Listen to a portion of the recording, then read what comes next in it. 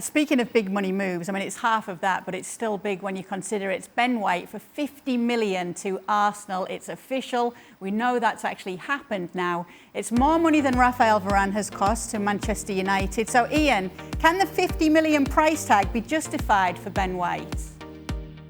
It's a big fee because, remember, a year ago, he'd never kicked a ball in the Premier League. He'd been at Leeds United when they were promoted from the Championship. Leeds made 3 separate bids after that season because they wanted to keep him. Brighton said, no, we've seen how good he is now. They put him straight in their team. He played anywhere in the back 3 or a back 4 if they ever tried that, usually a back 3. He even played as a defensive midfield player. He then made the England squad. Didn't get a kick of the ball in the Euros, but I think this kid is classy. I think you could see all through last season he's a future England player. So I think Arsenal fans should be very, very pleased because that is a signing, I think, that really does improve them. I like him a lot. Yeah, it is big money, but it's worth it. I think it's a good signing. Where does he rank among the league's best centre-backs now in the Premier League? Geez, that's a good question. I mean, we haven't seen him tested at the very highest level, as Ian points out, Leeds and then Brighton their own struggles in the league, but he stood out for them. Standing out for Brighton is a totally different ask for standing out for Arsenal or, to your point, the league's best. So that's where the uncertainty comes.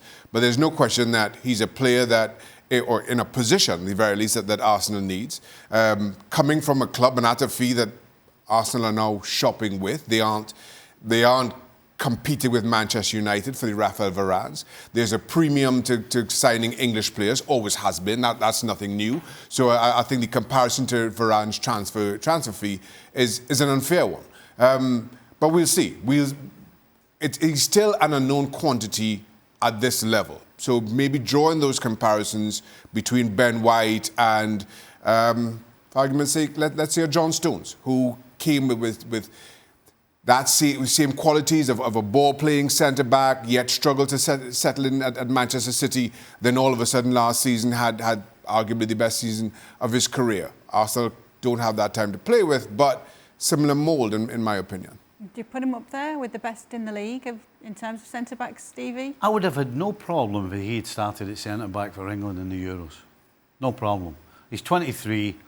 Listen, you don't get anything for nothing these days. And if Kyle Walker's 50 million, what, 4 years ago, 3 years ago, then Ben White's 50 million. He's got 10 years ahead of him. If you started him as centre-back for England, in front of who? In front of no, I said if he had started. Right. No, clearly you play Stones and Maguire. Right.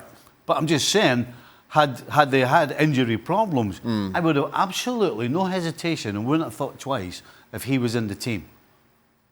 So for 50 million, I don't think it's way over the top at all.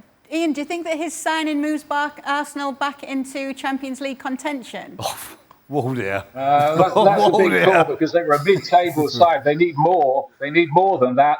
But I think this is a statement, I think, from Arsenal, who have lagged behind and are going further and further away from the top 4. I think they're making a bit of a statement here that says, look, we mean a bit more business here. We need to get back in touch. And I think paying out £50 million for one of the best young defenders in the country, I think that says that.